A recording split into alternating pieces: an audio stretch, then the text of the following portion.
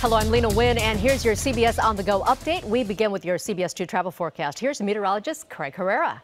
All right, Lena, we're watching a system moving across the northern Rockies, snow across parts of Montana, and winter storm warnings. In fact, we've got some scattered showers ahead of it as the warm front moves up through Minneapolis and then eventually into the Great Lakes region. Scattered showers for Florida Panhandle in through the southeast states as well, and a little quiet through Southern California, Arizona, and parts of New Mexico. That's through Saturday afternoon. As we go through Saturday evening, we'll see more in the way of scattered showers across the eastern seaboard. That system starts to move off into Canada, and then we go into Sunday, and notice it just skirts the U.S.-Canadian border, but the tail end of it will bring some scattered showers and thunderstorms from Chicago all the way down through St. Louis, and then even in through parts of Little Rock. We've got Jose off of the coast as well, continuing to just sit off the coast and then generally start to move up closer to Washington, and we watch that closely with the national hurricane advisories coming out. Southern California continues with the cooler conditions. In fact, Burbank dropping down to mostly 60s for overnight lows, getting up to 80s at once they break through the cloud cover on Saturday afternoon. Over to Las Vegas, cool weather there for them for this time of year. 92 degrees, downtown San Francisco at 72, Palm Springs at 95, and San Diego at 75. Lena, downtown Los Angeles staying below average with mid to upper 70s. All right, Craig, thank you. Equifax reportedly had 2 months to prevent a massive data breach, but failed to install a software fix. Now, a former employee is speaking out, raising questions about the company's practices after hackers stole sensitive information of 143 million Americans. Anna Werner has the story.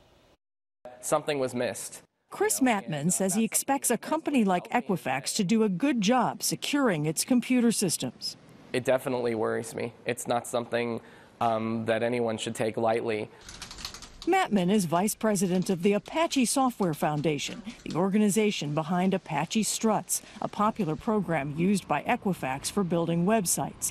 In March, his group discovered a bug that let hackers take control of computers running the software. A fix was issued the same day. If you don't apply, those security patches and things like that, you basically willfully ignore them or whatever, well, then you're subject to sort of the outcome of what could happen from that. You're vulnerable.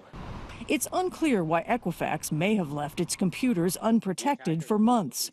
On Thursday, the Federal Trade Commission took the unusual step of confirming it is investigating how hackers access sensitive data on roughly 143 million Americans.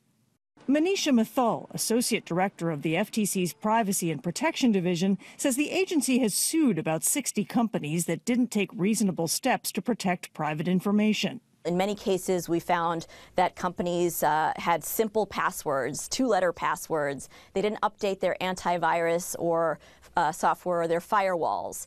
Sean Fricks was a lead information analyst at Equifax. He says people in his department shared unmasked Social Security numbers to company offices overseas. This is people's personal information, their socials, their date of birth, their addresses. It's being sent to basically a third world country. After nearly 8 years with the company, Fricks was fired in 2015 in a dispute over his overtime pay. He later sued. You're basically a commodity. Your information's a commodity. We asked Equifax for a response to Sean Fricks' allegations, but did not hear back. The company did settle that lawsuit with him, paying him $35,000 with no admission of wrongdoing. Equifax also did not respond to additional questions about the breach itself. Anna Werner, New York.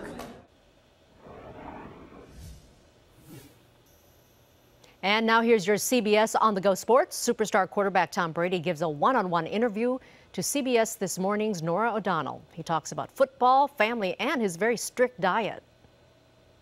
I'm going to list some foods. You tell me yes, you eat them. No, you don't eat them, or maybe you eat them sometimes. Okay. Coffee. Yeah, I've never tried it. Salt. A little bit. Sugar. On occasion, a little bit. Dairy. Almost never. Unless it's really good ice cream. You can see the full interview on CBS Sunday morning starting at 6:30 a.m.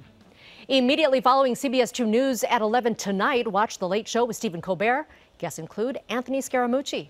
And right after Colbert, watch The Late Late Show with James Corden. His guests include actor Jeremy Renner. Watch Corden and Colbert right after CBS 2 News at 11. And that's your CBS On The Go update. Remember, we're always on CBSLA.com. And join us every night for CBS 2 News at 5, 6, and 11.